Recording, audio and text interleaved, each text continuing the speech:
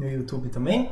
Vocês têm disciplina aí de IHC, de usabilidade, interação homem-máquina? Na minha época tinha.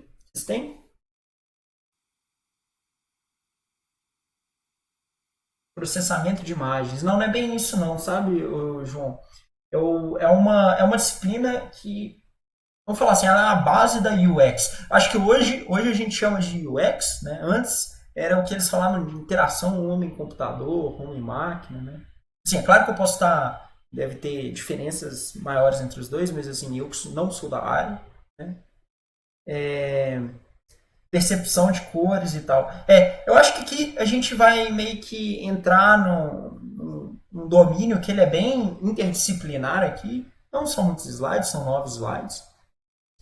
Mas ele tem uma interdisciplinaridade muito grande com vários outros tópicos. Então, a questão de processamento de imagens, a gente vai ver isso na questão de cores na aula que vem.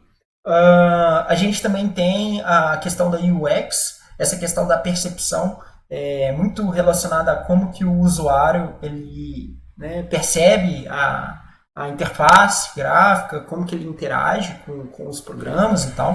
Então, está relacionado à percepção. E assim, se você der um Google lá, você vai ver que as questões que a gente vai ver de percepção aqui também, elas são até aplicadas em outras questões, até em outros domínios, por exemplo, psicologia, entendeu? Uma coisa tipo assim, na verdade, esse estudo de percepção que a gente vai ver aqui, ele surgiu no ramo da psicologia e aí ele foi tendo várias aplicações em outras áreas. Inclusive, eu tenho um exemplo que eu vivi de experiência disso, né? Então aqui, os slides, ó, bonitinho agora, os slides, estou tão feliz que eu fiz esses slides. Eu gosto dessas coisas, tá? Se vocês tiverem sugestão de uma outra paleta, vocês me falam. Então, vamos... Opa, eu sempre passo para o último slide. Então, o que a gente vai ver? Primeiro, existem formas, assim, né? Existem vamos falar assim, três princípios básicos, assim, quanto à questão como a gente percebe propriamente objetos, tá certo? A primeira questão deles é um princípio que a gente fala que é o princípio da invariância. O princípio da invariância é muito, muito simples, ó, que a gente sempre percebe um objeto como sendo aquele objeto, independente, né, de como ele está rotacionado, como que ele está posicionado, qual que é a representação, qual que é a localização espacial dele, como que ele está, né, localizado. Então, por exemplo, se eu pego esse aqui, eu não posso pegar não, mas se eu pego não sei, esse objeto aí, esse dominó furado, sei lá, essa caixa furada, a gente consegue sempre reconhecer como sendo o mesmo objeto. E repare que o jeito que a gente tem, o ângulo que a gente está vendo esse objeto, se ele está maior ou menor, a gente vai conseguir perceber ele como um primeiro objeto. Isso aqui pode parecer muito, vamos falar assim, muito óbvio, tá, gente? Mas é justamente o que a gente vai pegar aqui. A gente vai pegar... Primeiro a gente vai olhar três princípios muito óbvios, assim, muito óbvios e uns não tão óbvios quanto os outros, e depois tentar quebrar em algumas coisas ali, em algumas propriedades, algumas leis, né? Por que aquilo ali está acontecendo, né? E isso é importante porque quando a gente faz essa distinção, a gente consegue abordar, de certa forma, alguns aspectos ali na questão da computação gráfica de uma forma diferente ou não, né? Então, esse primeiro princípio aí, né, é o princípio da percepção. O segundo princípio que a gente vai ver é esse cara aí, que do inglês é multi-stability, ou se a gente fosse traduzir ao pé da letra em português, seria multi-estabilidade, ou sei lá... Eu acho que uma tradução melhor, assim, eu não consegui porque eu li o livro em inglês, eu não consegui encontrar uma tradução em português legal. Eu falaria que era percepção inconstante, né? Inconstante por quê? Aqui a gente tem uma clássica figura, não sei se vocês já viram essa figura aí. Tem várias figuras desse artista, né? Chama Escher, não sei se é assim que pronuncia, mas é assim que eu leio. Onde o cara, ele. O que acontece aqui, ó? Essa figura, a gente olha ela, tem hora que a gente enxerga, por exemplo, que aqui. Porque a gente não tem muito bem uma coisa clara. Olha só que coisa maluca aqui, ó. Esse cara, ele tá subindo esse andar aqui, mas aqui a gente tem uma escada que ela tá também subindo, mas aí depois essa escada aqui tá de lado. Então, dependendo do jeito que você enxerga a figura, às vezes você tem uma orientação, uma percepção. Por exemplo, primeira vez que eu enxerguei aqui, ó, eu vou fazer um caminho aqui em amarelo aqui, ó. Eu enxerguei esse cara subindo e aqui, beleza. Mas aí quando eu chego aqui, ó, o meu cérebro buga, porque eu vejo uma escada meio que em outra dimensão. E se a gente percebe o desenho, ele tá certo. Né? Ele tá certo assim, né? Claro que ele tá certo. O cara pode desenhar qualquer coisa que tá certo. Mas assim, a gente dá um bug porque as formas são todas conectadas. Então, se a gente enxerga um pedaço, tá beleza. Mas quando a gente enxerga tudo ali, não tá. E tem várias figuras assim. Acho que vocês já devem ter visto todas as figuras assim. E é um pouco sacanagem. Quando eu tava no ensino fundamental e médio, cara, a pior coisa que tinha, porque tem uma versão dessa que é com cubos, sabe? Com cubos. Eu não sei se vocês já viram, se vocês já tiverem visto, comenta aí pra mim. Aí, tipo assim, tinha o chão da sala de matemática era essa figura com cubos. E aí você já viu, né? O aluno lá tá estudando logaritmo, eu nunca fui tão bom assim em matemática, tá, gente? Aí a professora tava passando lá essa equação gigante, eu ficava olhando pro chão da sala assim e via os cubos mudando de lado assim o tempo inteiro. Né? A aula passava bem mais rápido. Então, tem essa questão da percepção. Essa questão da percepção, na verdade, ela é uma questão tão bizarra que ela não consegue ser explicada, tá? Ela não consegue ser explicada pela psicologia que a gente vai estudar daqui a pouco, pelas leis ali que a gente vai estudar. Mas ela existe e a gente tem que conviver com ela, certo? Então, isso é bem importante, assim. Não sei, eu já vi umas interfaces, né, alguns programas que eles têm essa propriedade. Eu falaria que essa é uma propriedade que a gente, nem sempre a gente gostaria de ter isso na nossa cena 3D e tal, né? Porque fica inconfortável, um pouco desconfortável, assim. Mas por questão de entretenimento vai. Esse daqui tá uma outra percepção inconstante. Quem já viu essa figura aí? Alguém já viu essa figura antes? E me fala aí, quem que consegue enxergar? O que vocês estão enxergando nessa figura aí? Porque assim, eu sempre enxergo a mesma coisa na figura. Sempre. Eu só vejo mulher também. Ô, João, eu tenho ideia de como é que você consegue ver a pele. Tô falando sério. Eu não consigo entender. Porque assim, ó, aqui é claro que pra mim, ó. Aqui, ó. A mulher aqui, ó. Ó o rostinho dela, bonitinho aqui, ó. Nariz, né? Mas o que? Aqui ela tá meio de lado, assim, né? Como é que é? Colar com a boca? Cara, não. Isso aqui é a boca da velha? Peraí. Peraí. Isso daqui é a boca da velha?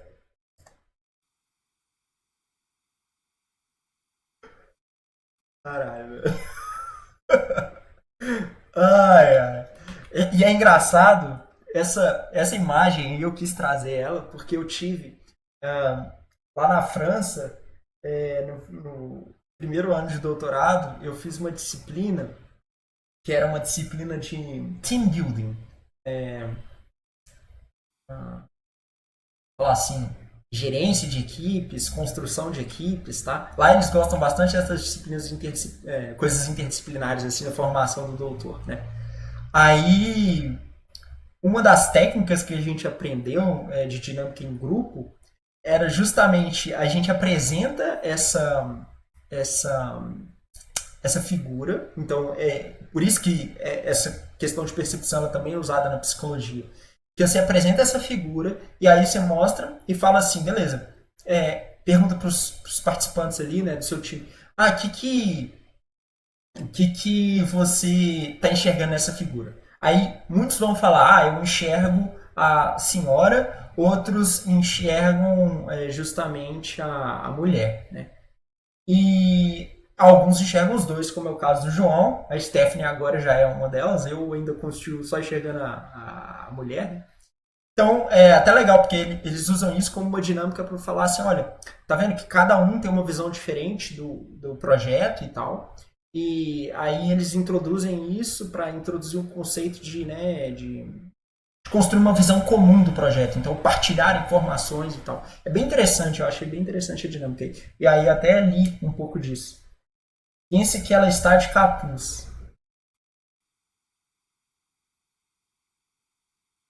Isso aqui é o capuz, tipo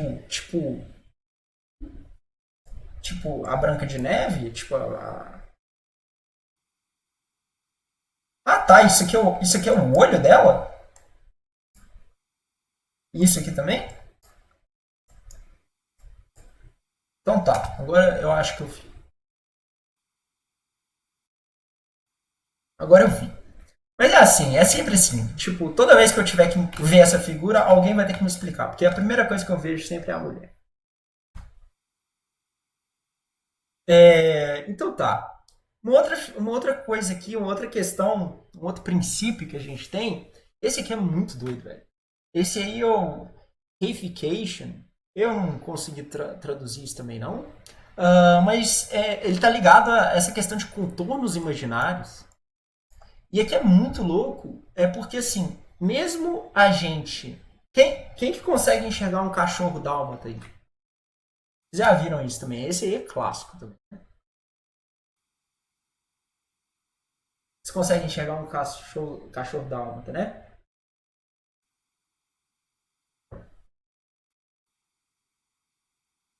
Tipo assim, é muito louco porque a nossa cabeça, né, a nossa percepção, mesmo o desenho ele não tenha sido feito de uma forma bem fechada, vamos falar assim, não tá tudo delimitado, a nossa mente, a gente bate assim o olho e fala, poxa, isso aqui é um cachorro, ele tá cheirando ali alguma coisa no chão, isso aqui, né, talvez seja uma árvore, né, uma árvore aqui, tipo, um pé de uma árvore, né, que tá a árvore.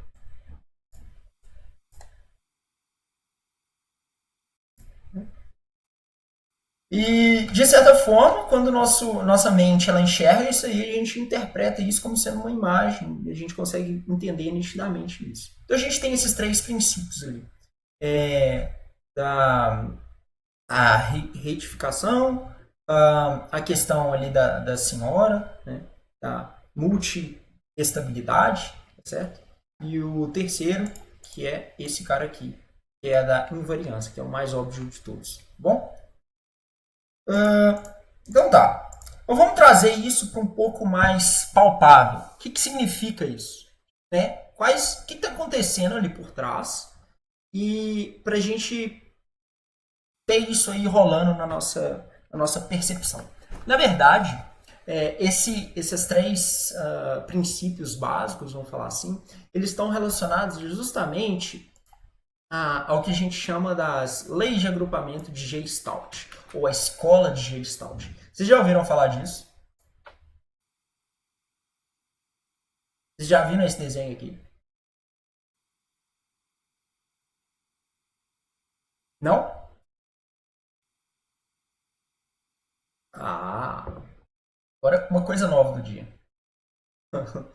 Esse aí é ótimo. É, Então, o que acontece? Na verdade, essa escola de Gestalt, ela.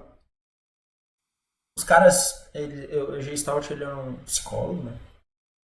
Isso daí é um estudo da psicologia, é um ramo da psicologia que a gente aplica na computação, que tenta entender essa questão da percepção visual que a gente tem sobre os objetos, sobre as coisas. Ele está muito relacionado também à nossa questão da percepção do mundo 3D e tudo. E assim, a gente pode quebrar, né, em 7 leis distintas para tentar explicar, nem sempre a gente consegue explicar, aqueles fenômenos ali, aquelas brincadeiras que eu trouxe, né, para aula, para a gente justamente explicar elas. Mas assim, é importante falar que não necessariamente a gente consegue falar, nessa porção dessa cena tridimensional ou bidimensional, tá acontecendo essa lei, tá certo? Geralmente a gente tem um conjunto delas misturadas, causando uma percepção X, Y ou Z na nossa mente humana. Tá? Aqui, essa figura aqui, tá, gente? Ela é um resumo do que a gente vai tratar e a gente vai explicar em palavras cada um deles aqui nos próximos slides, tá certo? Vamos tentar entender aqui o que é cada um deles, um por um, nos slides. Né? A gente tem esses 7 princípios, essas 7 leis, que a gente fala de leis de agrupamento, que é proximidade, né? Fechamento, fechamento, similaridade, experiência anterior. Experiência anterior lei da experiência anterior, sério. Segregação, simetria e continuidade, tá bom? Assim, isso daqui ele tem um pouco a ver com computação gráfica, tem um pouco a ver de UX, eu acho que é interessante para várias coisas. Tá? Então, o que a lei da proximidade ela quer dizer? Basicamente, que olha só, quando você enxerga, por exemplo, aqui, quando você está enxergando esses caras aqui, acho que se você não faz parte desse grupo, tá, gente? Porque isso é uma tendência, tá? Isso, cada indivíduo vai ter uma percepção diferente de outro, mas obviamente, tipo assim, estatisticamente, quando eles fizeram esse estudo, quando eles fizeram essa pesquisa, a maioria dos indivíduos eles tendem a enxergar, né, esses três grupos de objetos, nitidamente aqui, né? 3 grupos de objetos distintos. E a nossa mente, a gente agrupa esses objetos justamente porque eles estão próximos uns dos outros. Então essas bolinhas aqui nessa primeira coluna aqui, a gente enxerga eles como sendo um grupo, eles estão próximos uns dos outros. E como eles estão mais afastados desse daqui, a gente enxerga como outro, tá certo? Essa lei da proximidade aqui, ela é muito, vamos falar assim, ela é muito boa para a organização, para deixar as coisas mais bonitas esteticamente quando você vai fazer um desenho, principalmente quando você vai fazer uma tabela. Quando você estiver fazendo essa tabela lá do seu TCC, tá certo? Tem gente que coloca aquelas linhas no meio da tabela, né? Na verdade, basta às vezes você distanciar as colunas, assim, distanciar as palavras, você não precisa de colocar as linhas e fica muito mais clean o visual. Imagina, eu não preciso de colocar aqui, né, uma separação aqui para falar que são 3 grupos diferentes. Vocês conseguem ver, o seu fica menos poluído, assim, tá certo? A outra questão aqui é a lei da similaridade. Então, vocês conseguem enxergar aqui, ó, a gente tem uma matriz de bolinhas e quadradinhos. Só que, quando a gente tem uma matriz de bolinhas e quadradinhos, a gente enxerga esses caras aqui como sendo do mesmo grupo. A nossa mente faz isso automaticamente. E esses caras aqui como sendo de outro grupo. Por quê? Porque esses elementos, eles não só estão próximos e tal, né? Mas assim, a gente percebe ali que existe uma semelhança entre os objetos, que no caso é uma semelhança de formato, de forma. Mas assim, a semelhança ela pode ser de forma, de cor, de textura, né? De qualquer outra característica visual que a gente consiga perceber nos objetos. Aqui, ó, a gente pode até dar um exemplo nessa outra figura para justamente enfatizar de que as leis elas não são necessariamente isoladas, certo? Aqui a gente consegue ver, aqui, ó, a gente pode falar que são dois grupos diferentes, se a gente olha para a questão das proximidade, né? Três grupos diferentes, mas a gente pode falar que são dois grupos diferentes. Ó. Isso aqui é um grupo das bolinhas pretas e essa daqui é um grupo das bolinhas brancas, né? Cinzas claras. A gente consegue ver essa lei da similaridade. Consegue enxergar as diferenças aí, gente? Essa aula eu tenho que dar ela assim para ver se eu consigo. É bem difícil assim. A próxima é ainda mais difícil porque é de cores, tem uma parte sobre daltonismo e eu sou daltônico. Então vai ser difícil. Acho que é tranquilo, né?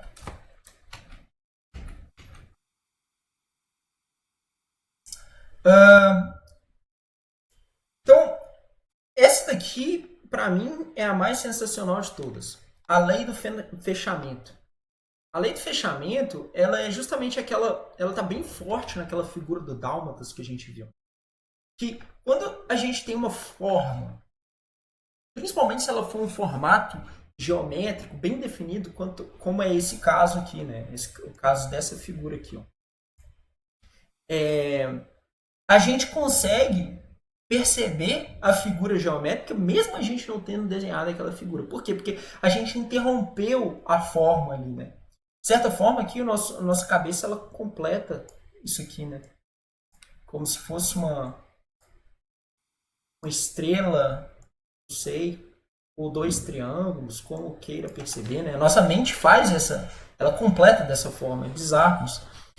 Por quê? Porque existe uma tendência ali, principalmente de uma figura geométrica bem definida. Então, né, não necessariamente a gente precisaria desenhar os dois triângulos sobrepostos ali para a gente enxergar dois triângulos sobrepostos. Tem tem vários logos, na verdade, vários logos de várias marcas que são feitos assim. O mais clássico de todos, eu não sei se você já viu aquele panda. Acho que o panda é de uma ONG. Deixa eu lembrar de qual ONG que é. Greenpeace? É Greenpeace?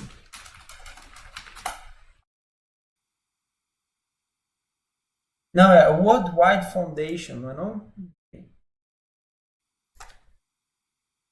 Wide Foundation. Deixa eu ver se eu acho aqui. É World Wide Foundation. Vou mandar aí para vocês no chat. Só clicar aí para vocês verem.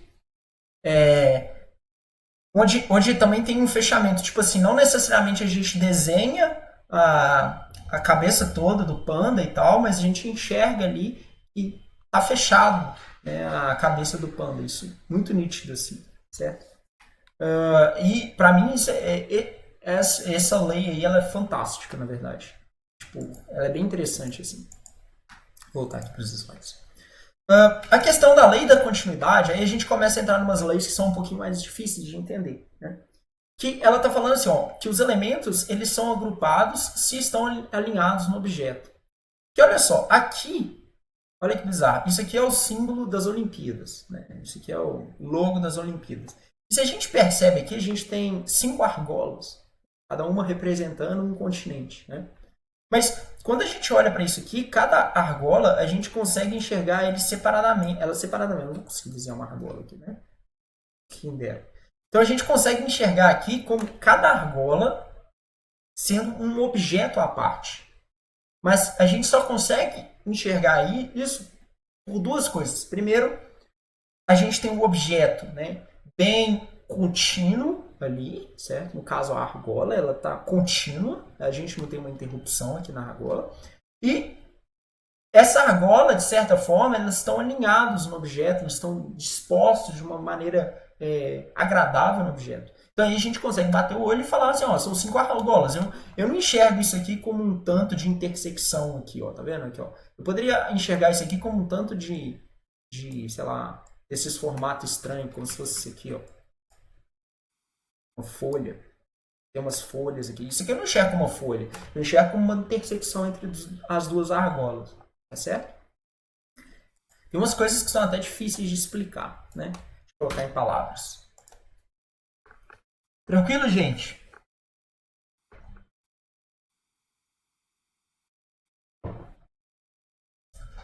Vamos lá. E aí as últimas três leis, né? Essas três leis não tem nos slides da Rose, eu quis trazer elas porque elas, por mais que elas não sejam tão fortes assim, eu acho que é interessante a gente estudar o conteúdo inteiro. A primeira questão aqui é a questão da simetria. A questão da simetria, o que ela diz? Que os objetos é muito mais agradável, e quem é perfeccionista, né, quem tem uma mania de toque, eu tenho um pouco de toque, eu acho que é porque vocês ainda não me viram desenhando, fazendo os desenhos da minha tese, ou se não programando, mas eu tenho um pouco de toque, tipo, as coisas têm que estar simétricas, as coisas têm que estar alinhadas, né? A gente tende a olhar que os objetos, eles estão centralizados de alguma forma. Olha só, olha esse exemplo aqui. A gente, intuitivamente, a gente acha que, ó, isso aqui tem um centro aqui, tem um centro aqui e tem um centro aqui. A gente consegue ver que os objetos estão simétricos ao redor do centro. Pior coisa que tem, né? Eu não gosto, eu fiz esses slides aí no LibreOffice, né? Porque PowerPoint já era, nem pensar em usar a Microsoft, né? Mas assim, eu fiz ele no PowerPoint, mas me incomoda profundamente, porque eu vejo essas três imagens aí, eu vejo que elas não estão alinhadas, por mais que eu consiga alinhar. Mas como é muito mais rápido montar a aula assim do que montar no LaTeX, igual quando eu faço nas minhas apresentações de paper e tal. Então, me incomoda um pouco, mas dá pra ver que elas não estão alinhadas. Mas enfim, a gente torna muito mais agradável se as coisas elas estiverem simétricas, que a gente sempre tenta colocar os objetos ao redor de um centro. Isso aqui é muito interessante quando a gente for falar ali da questão de raycasting na semana que vem, que diz respeito ao posicionamento da nossa câmera. Porque a nossa câmera a gente sempre tenta posicionar o centro da nossa, vamos falar assim, classicamente a gente posiciona o centro da nossa cena, a câmera visando o centro da nossa cena, mas não necessariamente a gente precisa de fazer isso, tá bom, gente? Depois a gente tem a lei da experiência anterior, que para mim essa é a pior tradução do século, só que se vocês verem o nome original, o nome original é lei do Law of Common Fate. E aí, se a gente traduzir ao pé da letra, ele é pior ainda. Né? Pior ainda. Porque Law of Common Fate, e fate é destino, né? Lei do destino. Destino comum. Né? Eu acho bem estranho isso. Experiência anterior. Né? Não, Common Fate é o da segregação. Previous Experiences daí. Desculpa. Esse aqui é o lei do... Opa. Que o negócio é o seguinte, esse aqui, ó. Quem que já viu uma camisa daquelas... melhor ainda aquelas camisas que tem beer, né? Beer, aí começa, tipo, totalmente bem definido assim, né? Escrito beer, dá pra ler com todas as letras, aí só vai ficando mais embaçada a visão, não sei o quê. Mas mesmo assim você continua lendo, né? Aqui, no caso, a gente está vendo o exemplo da figura mínimo, né? Mínimo aqui, de ler. Aqui a gente lê mínimo perfeitamente, né? Aqui a gente está conseguindo ler mínimo, né? Por mais que esteja bem distanciado as letras elas estejam, né? A gente continua conseguindo ler mínimo. Por quê? Porque a experiência anterior que a gente teve, a experiência passada, ou seja, a linha passada que a gente leu, a nossa cabeça está ali mínimo. Né? Quando a gente chega lá no final, na última palavra de todas, a gente também lê mínimo. Eu não sei se vocês já viram várias vezes, quando a gente está lendo, não necessariamente a gente passa o caractere, o nosso olho por todos os caracteres da palavra, né, por todas as letras da palavra. Às vezes a gente só bate ali o olho na palavra, a gente vê alguma coisa, alguns padrões e a gente pula para a próxima. Porque a gente já viu aquela palavra antes, né, na nossa vida, e aí a gente percebe aquilo como sendo aquela palavra. Então, às vezes a gente até lê errado, de tão bizarro que o nosso cérebro é, dependendo, né? Então, isso é a lei da experiência anterior. Por fim, a gente tem a lei da segregação, e essa que é a do Common Fate, tá, gente? Desculpa. Eu me empolguei porque as traduções são muito ruins. É, a gente tem aqui, ó, os objetos na mesma orientação, no mesmo sentido, eles são reconhecidos como o mesmo grupo. Então, aqui no caso, a gente tem, ó, nitidamente, a gente tem uma curva assim e uma reta assim, tá certo? A gente não enxerga isso aqui como sendo, né, isso daqui e isso daqui. A gente pode até enxergar. Quem que enxerga o desenho assim, dessa forma? Alguém enxerga dessa forma? Ó, vou desenhar aqui em paralelo. Mas eu desenhando dá para entender.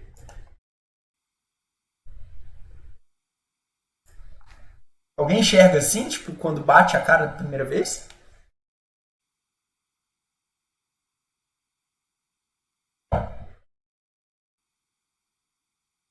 Muito difícil enxergar isso, né? Só se a gente orienta. Então, tipo assim, é justamente pelo fato de estar tudo orientado na mesma direção, né? A gente enxerga aquilo ali como sendo tudo. Tem uns exemplos também que mostram tanto de pássaro voando assim, tudo na mesma direção, se vocês já viram isso, né? Principalmente migrando, vocês enxergam eles como uma unidade, como um grupo. Por quê? Porque tá todo mundo na mesma direção, né? Então, gente, basicamente, a aula de hoje é realmente isso. É a questão da percepção que a gente tem. Porque a questão da percepção, ela é meio que o fundamento para a gente entender as técnicas e os algoritmos de renderização 3D. Por que, que aquilo ali funciona? Porque, na verdade, a gente só constrói um algoritmo para imitar essas questões todas. Então, tipo assim, a gente posiciona os nossos objetos na cena, a gente calcula a cor dos objetos, a distância dos objetos, tudo baseados nesses princípios, nessas leis, tá certo? Parar aqui de gravar nossa aula só para fazer umas considerações finais.